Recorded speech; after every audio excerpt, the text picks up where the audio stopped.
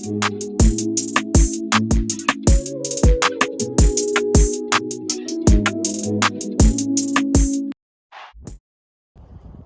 everybody, so I'm back. This is my second day, but it really would not have taken me 2 days to do this. I just started working late on it yesterday. So let me show you what all I've gotten done. We have managed to put down the drip tape. I have the drip tape down in the 4 beds that I'm doing this for. You can see them. Then I went through and I put the end caps on. So you see the end caps that are on. And yesterday I also went through and started putting down the fittings.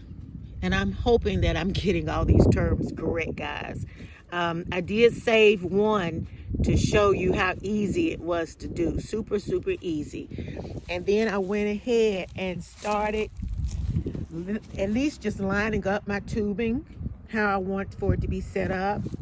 So this is the pressure regulator here. And then we have a tube that comes here into our try. And so I'll have a hose going to those 2 beds and another hose that will flow over to the 2 longer beds. Let me just show you how easy this fitting was to get on. It really was very simple, guys. Very, very simple.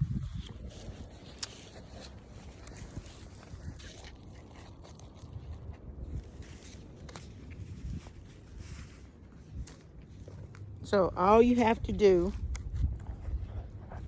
is take your fitting and unscrew it to pull back where you want it, where it's going to slide on. It just goes through here like this, slides through really until you can't slide it anymore. And then you close it back up. Make sure that it's turned the right direction for how it's going to drip out. Tighten it. See how tight it is? And today, what we'll be doing, we'll be taking the punch. I'm going to be taking the punch, this piece right here. Ooh, that thing is sharp too. And I will be punching holes in through the tubing to fit in, to insert the fittings into it. And I have 2 end pieces. I'll be taking those end pieces and putting them on where they need to go, which will be on the end of my tubing. So this is the tubing. The end pieces are supposed to go on like this. And then you just fold this over and insert it through the other side. And get it nice and tight.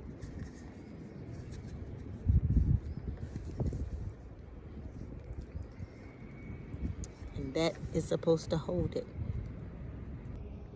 Okay, everybody. So let me tell you, you can see some of the irrigation tape through the straw.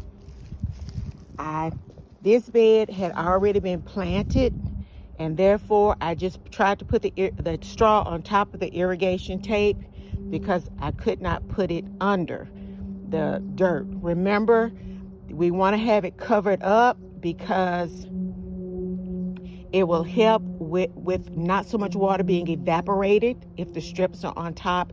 It'll also help them to stay in place.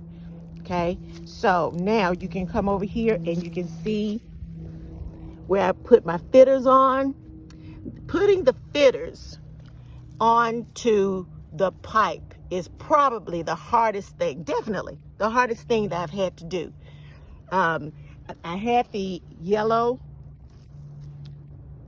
prong that I just did away with because I couldn't manage it. I ended up using my scissors, which may have made some of the holes a little too big. We're going to find out in a minute because we're going to give it a water test. All right, so I'm so excited. So we have that all set up. I have my end caps on it. Let's see what else. I see a couple that I need to fit over here. So I'm going to fit those, and then we will cut this baby on and see what happens. Yay. Okay, Mother's Land community. You see my shadow. Here's the moment of truth. Here we go. I don't see any leaks from my hose to my 15 psi water pressure pump. Just want you to know that this thing is not a miracle worker. And the first time I cut it on, I had the water up too high and stuff started popping loose. So you do want to make sure that you don't need it turned up high at all. And I don't believe that we have very strong water pressure. I'm coming to my first bed. I'm looking, I see water dripping and a nice drip through here. And I realize I don't need this one right here because there's nothing in that middle part. So I'm going to cut it off. And we will come back through later to see how it's doing. I'm looking at, it may be a drip or two up under there. Again, where I was using the scissors to work it, but it's not bad. I'm more than satisfied with it. Okay, so we can see up under here dripping. I hope you guys can see that because I see it quite well. Just want to be sure you can see it too. Let's go to the second bed. So I'm satisfied with the first bed. The second bed, oh, let's go down here and check out these end caps.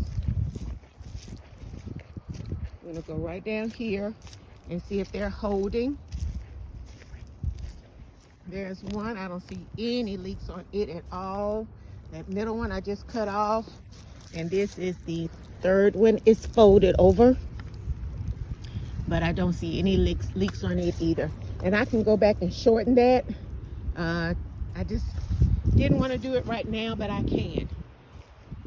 I can start to see where the water is hitting the dirt and it's becoming darker, which is what we're looking for. Over here, I see, let's look at these end caps. End caps look fine. That right there is actually a water. This end cap looks fine. This right here is one of the holes. So it's doing the right thing. This one I cut off again. And this one right here looks like it's not leaking or anything. Let's be sure that we see drips. Yep, we see drip coming out. So nothing in this bed has been planted yet. I expect to plant something in this bed in the next week. And this one will be under the dirt. This one will definitely have the pipe, the irrigation line under the soil. So this is the beginning of that one.